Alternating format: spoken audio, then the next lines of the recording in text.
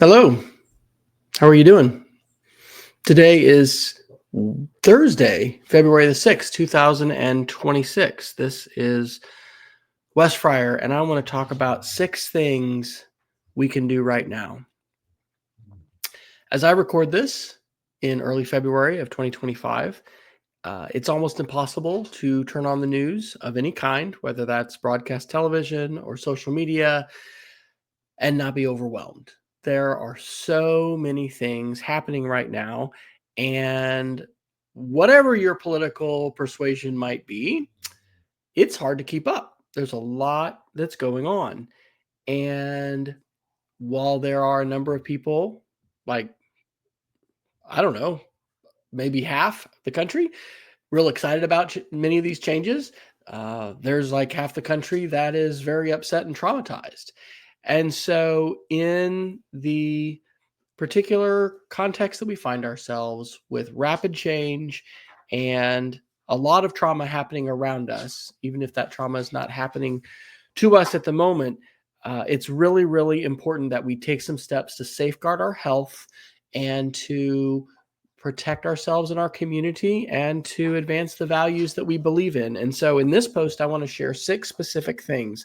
I'm going to talk about daily quiet time. I'm going to talk about building community. I'm going to talk about media filters that we can both become and seek. I'm going to talk about media firewalls. I'm going to talk about volunteering and maintaining hope. And that maintaining hope may be the first thing. It's after school. I'm at home. I'm on my own computer. Today at school at lunch, I had a really good conversation with a couple colleagues. And this sense of overwhelm is really, really pervasive in a lot of spots. And so I hope that will be helpful. I do not pretend to know all the answers. These are things that I am trying to do right now. And I hope that these things may be of assistance and help to you. The first thing is daily quiet time or meditation time. Whatever your religious experiences, beliefs, and situation, I firmly believe that a daily quiet time to simply be still and to try and center ourselves on thoughts of good things, um, and to reflect upon the ways in which we are not only experiencing life, but the things that we want to breathe in more deeply and the things that we want to be aware of and to appreciate and to be grateful for. Even in times of extreme difficulty, there are things for which we can be grateful.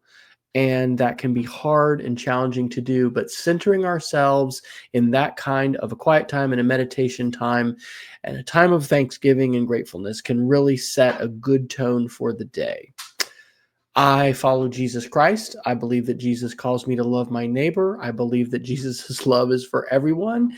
And Jesus calls us to love not only the widows and the orphans, but the foreigners and the immigrants. And so, in that understanding, part of my meditation time is definitely reading the Bible, reading scripture, and inviting God's Holy Spirit to speak to me and to inform me about the ways in which I can serve Him and to serve other people. But this is not an exclusively Christian message, and I want to just remind everyone that meditation and quiet time is really essential. And I think that self-care needs to be, job one. If we don't take care of ourselves, we can't take care of others, and we really can't do much else. The second thing I want to encourage us to do is to build community. And I firmly believe that we need to build community not only locally, but also online. If you're watching this video message, somehow, we're able to make a connection across space and time. And I totally know that online virtual relationships can be hugely important in our life. They can be life-giving in terms of our own mental health. And so finding ways to build community. I've been working on that at school with friends, just like I was talking about at lunch. We have a group that gets together now around payday every month, basically just to break bread together and spend some time together, having a few drinks, having some food. Um, I'm part of a wonderful church here in Charlotte, in Uptown Charlotte, called Caldwell Presbyterian Church. The neighbors that we have, I'm so thankful for the good relationship we have with them. In so many different ways, we need to seek to build community, to be in proximity with other people, to be able to process what's happening around us, and to be with people who love us and who see us and recognize us and follow up on us and check on us and are just part of our big family. And so I want to encourage you to find those people. One of the online groups that I am a part of is the Media Education Lab. And the Media Education Lab has monthly, webinars for the club that I help facilitate. But there's also a group called the First 100 Days. And that particular organization has been a part of my personal tribe as a teacher and now a middle school teacher since 2019. It's really important. And so find your tribe and build community with your tribe. Number 3 is to seek and become a trustworthy media filter. Part of the difficulty of just being connected today to the world is that it's a fire hose of information. In fact, people will say there's nothing new under the sun, and maybe that's right. But the quantity and velocity of information that we potentially can be sprayed with and overwhelmed with today, it is unprecedented. In earlier times, before what? When did the telegraph get invented? In the mid 1800s? I mean, there was not current events. Current events was a person on a horse, was bringing news from another community. We live in a time of unprecedented information, and that puts incredible challenges upon us. And so in order to survive and to thrive, because I do believe we don't just want to survive, we want to thrive. But many of us may feel like we're in a survival mode at this point. We have to have filters. And so finding trusted people that we want to go to and, listen to what they are processing, the ideas that they have. Influencers are really important, and they always have been. Today, you don't have to be, hired by a television company in order to be an influencer.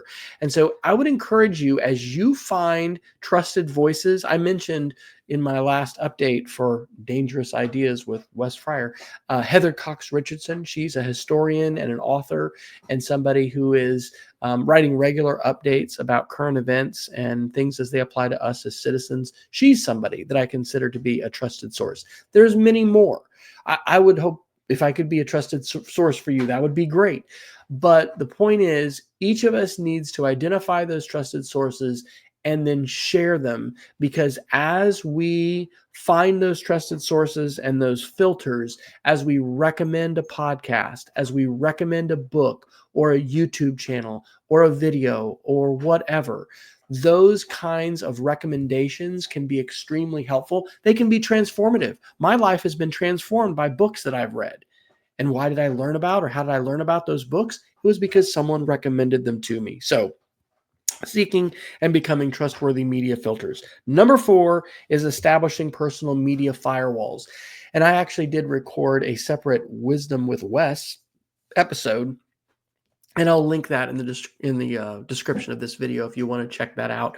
But the idea of a media firewall is just like a physical firewall, having the door closed to your bedroom, which, by the way, is how we're all supposed to sleep according to the fire department. That can buy us minutes that can save our life if there would happen to be a fire in the house, because the door, even if it's not, an incredibly stout fireproof door, can block smoke and it can block heat, and it can buy us time. It can serve as a wall. Well, we need to have firewalls that protect us from the onslaught of information. And in some cases, it can be extremely vitriolic and polarizing and emotionally laden information. And we need to find ways to not allow that to have unfettered access to our brains, to our eyeballs, to our ears, to our brains. And so anyway, I'll include a link to that video if you want to look at more of that. But filtering has to do with that, but also just limits of how long we're going to spend in our news feed, how long we're going to doom scroll. I don't know if you've had this difficulty, but I have, because social media tends to be addictive and the news can be addictive. And we need to have limits on all of that. Number 5, volunteer in your local community. I am very, very thankful that through our church, we've had an opportunity to start volunteering on a monthly basis at one of our local men's shelters. It's operated by Roof Above. It's called the Levine Men's Shelter in Uptown Charlotte. And we go the first Friday of every month. We've been doing this since last August. And usually there's 4 of us that go. There are 2 shelters actually there. One is the day shelter. And so men who are in an emergency situation of needing just emergency shelter can go there. But then the other one is a transition shelter. And these are men that are on their way to getting some stable housing and getting their lives stabilized. It is so uplifting to go there and to serve these men, to be able to get some perspective on my own life and the things that I need to be thankful for, but also to just smile and to laugh and to serve food and to eat together. It really is wonderful. It is wonderful. And so there are opportunities in all of our communities to serve and to volunteer. And we build community, even in just riding in the car from where we meet near our church to the shelter. We've grown in community with other members of our church. And this particular Friday, in fact, tomorrow, I think another member of our church who hasn't gone before is going to join us. And I'm looking forward to that. I'm looking forward to building community together and serving together. And so that opportunity to volunteer is present. Go take advantage of that. Okay. And then the last thing is probably the most important, and it's to maintain hope and faith in both a higher power and a greater calling. Now, I told you I am a follower of Jesus, and I could talk a lot about that. But one of the things that being a person of faith gives me is an enduring confidence in the fact that, number one, I am not alone. And number 2, I'll quote J.R.R. Tolkien. There are forces in this world, Bilbo, besides the will of evil.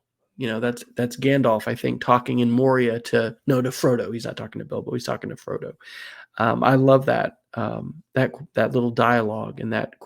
In fact, and I was looking this up, and is that something that could actually be something that Peter Jackson interpolated and put into the movie, and I'm like putting that into the mouth of Tolkien.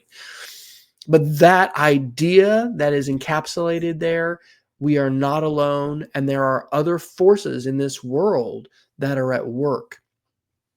There are so many things that are happening. There are so many difficult, traumatic things that are taking place. We all need to remain well. We need to build community together. We need to find ways to be in service to one another. And we need to figure out how we're going to collaborate and work together to support the values that we have. And we have different organizations that help us do that. Churches are certainly one, but there's others. We have online community. We have opportunities to connect with each other. So I want to thank you for your attention. I hope these ideas have been helpful to you. I'm going to make this into a blog post as well as a video. And I would encourage you to check out 2 different projects that I've started in the last few years as a result of a lot of things happening. The first one is Heal Our Culture. I really believe that we are called to a multi-generational effort to heal our culture. And that includes the polarizing rifts that we have in our society today that are in many ways, splitting our civil society apart. And there's a lot of different things that need healing. We need to take care of each other. We need to provide a wonderful education for every student. There's a lot of things that we need to do, and we need to celebrate those who are the helpers, and there are helpers all around us. So healourculture.org. And then the other project I just started actually over Christmas, it's a Patreon, and it's called Dangerous Ideas with Wes Fryer. It's about supporting representative democracy, human rights, religious tolerance, media literacy. These are values I care about, and I'm going to continue to speak out about. Have a wonderful day. Be well. The world outside, there may be a storm outside, but The work that we have to do is important, and we have to take care of ourselves and our families and our communities in order to do that work that I believe we've been called to do. And I hope to do it with you. Take care.